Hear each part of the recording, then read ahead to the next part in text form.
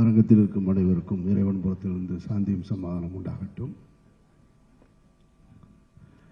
நவீன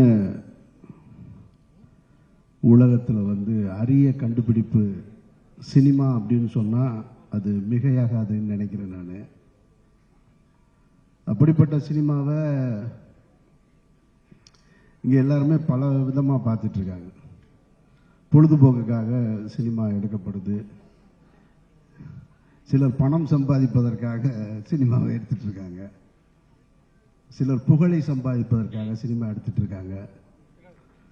இன்னும் சிலர் அதிகாரத்தை பிடிப்பதற்காகவும் சினிமாவை எடுத்துட்டு இருக்காங்க.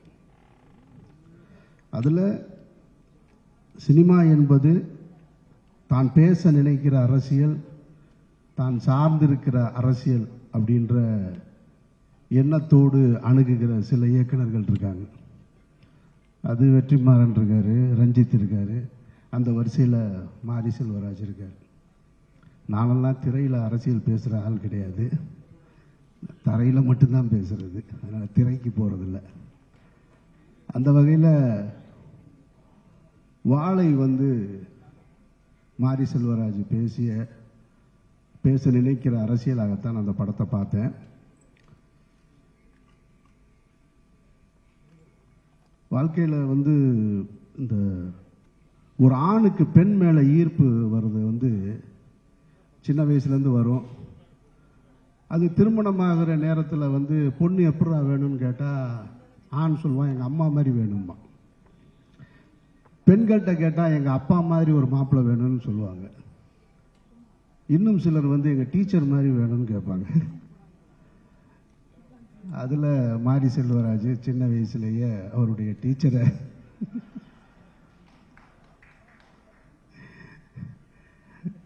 சரத் சார் பேசும்போது சொன்னார், நான் 8வது படிக்கும் போதே டீச்சரை லவ் பண்ணேன்னு. சரத் சார் இப்பவும் லவ் பண்ணுவார் டீச்சரை.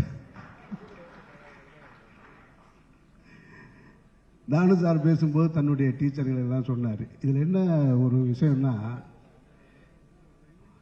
இப்போ இந்த டீச்சரை லவ் பண்ண அனுபவம் எல்லாத்துக்கும் இருக்கும். இப்போ சொல்லலாமா வேணாமான்றதான் இப்போ இதில் இருக்கிற பிரச்சனையே. நானும் லவ் பண்ணியிருக்கேன். இப்போ என் கதையை மாறி எடுத்துட்டாருன்னு எப்படி போய் சொல்றது நான்?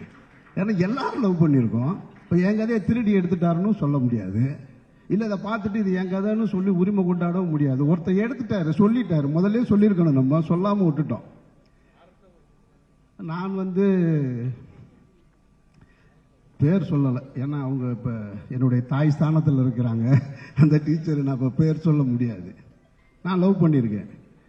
மாரி செல்வராஜ் அந்த படத்தில் அந்த பையன் பேர் என்ன, அந்த கதாபாத்திரம் சின்ன பையன் இருக்கான் இல்லையா, அதை எப்படி கர்ச்சிப்பெல்லாம் முகர்ந்து பார்த்தானோ அது மாதிரி நான் உங்களுக்கு பின்னாடி உட்காந்து அவங்க சேலை முந்தானையெல்லாம் பிடிச்சி பார்த்துருக்கேன்.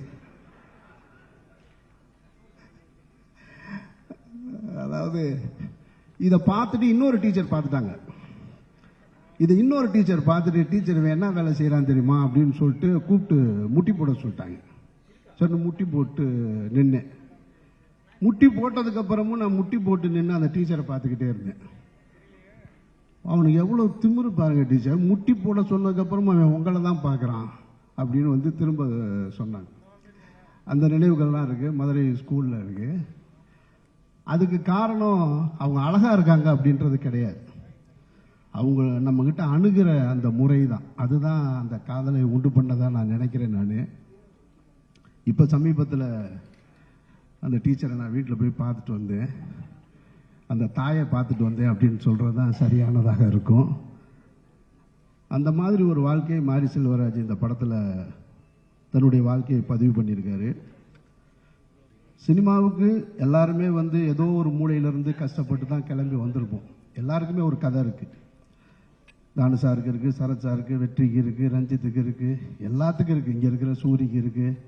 ஆனால் எல்லோருக்குமே தான் வாழ்ந்த வாழ்க்கையை படமாக்குற அளவுக்கு வாய்ப்பு கிடைக்கிறது இல்லை. கிடைக்கும்போது வேற வேற ஒரு விஷயங்களை படமாக்குறோம்.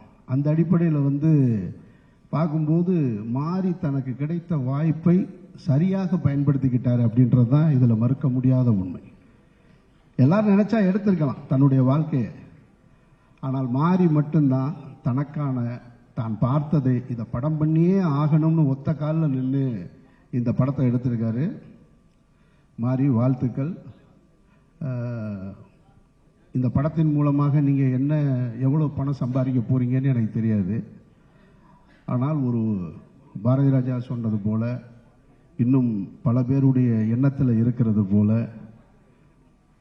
உங்களுக்கான அந்த அடையாளத்தை ஒரு இயக்குனராக நீங்கள் அடைவீர்கள் என்பதில் நானும் நம்புகிறேன். சசி பேசும்போது சொன்னார் மாறி தோக்கவே மாட்டான் அப்படின்னு சொல்லிட்டு. நமக்கு இந்த வெற்றி தோல்வியிலலாம் நம்பிக்கை இல்லை. கலைஞனுக்கு என்றைக்குமே தோல்வி கிடையாது. சாகிற வரைக்கும் அவன் கலைஞன் தான். அவனுக்கு என்ன வெற்றி தோல்வி அதெல்லாம் ஒன்றுமே கிடையாது. சாகும்போதும் அவன் கலைஞன் தான். உங்களுடைய படைப்பு, உங்களுடைய சிந்தனை மக்களிடத்தில் எப்படி போய் சேர்ந்துச்சோ, பிசி சார் சொல்லும்போது சொன்னார் பாருங்க, நான் இந்த வாழ்க்கையெல்லாம் நான் பார்த்ததில்லைன்னு, நான் திரையின் மூலமாக பார்க்குறேன்னு. அந்த மாதிரி கொண்டு வந்து சேர்க்கிற ஒவ்வொருத்தருமே கடைசி வரைக்கும் வெற்றியாளர்களாக தான் இருப்பாங்க. மாரிக்கு என்னுடைய வாழ்த்துக்கள். இந்த மேடையை இன்னொருத்தருக்கு வாழ்த்து சொல்றதுக்கு பயன்படுத்திக்கிறேன், ரஞ்சித்துக்கு. ஏன்னா தங்கலான் படம் பார்த்துட்டு அவருக்கு நான் ஃபோன் பண்ணல. ஒரு மிகப்பெரிய உழைப்பு கொடுத்துருக்க ரஞ்சித்துக்கு என்னுடைய நெஞ்சார்ந்த வாழ்த்துக்கள். நான் நடிகர் விக்ரமோட ரொம்ப நெருக்கமான ஒரு ஆள், ஆனால் ரொம்ப தூரமாக இருக்கிற ஒரு ஆள், ரெண்டுமான ஆள். நான் காசி படம் பார்த்துட்டு அவருக்கு ஃபோன் பண்ணேன். அதுக்கப்புறம் இப்போ வரைக்கும் நான் ஃபோன் பண்ணவே இல்லை. இந்த படம் பார்த்துட்டு தங்கலான் பார்த்துட்டு நான் வீட்டுக்கு போய் ராத்திரியில் என்னோட வாட்ஸ்அப்பில் ஒரு ஸ்டேட்டஸ் வச்சேன், தமிழ் சினிமாவுக்கு பெருமை சேர்த்த கலைஞன் அப்படின்னு. சினிமா அவரை கொண்டாடுதில்லை. ஒவ்வொரு இனிமே எங்கள் தமிழ் ஆக்டர் யாரா அப்படின்னு சொன்னால் விக்ரம காட்டலாம். அந்த இடத்துக்கு தன்னை அர்ப்பணிச்சிருக்கார். அப்படி ஒரு வாய்ப்பை ஏற்படுத்தி கொடுத்த ரஞ்சித்துக்கும் ரஞ்சித் குழுவினருக்கும் அனைவருக்கும் என்னுடைய நெஞ்சார்ந்த வாழ்த்துக்களும் நன்றிகளும் பாராட்டுகளும். நன்றி.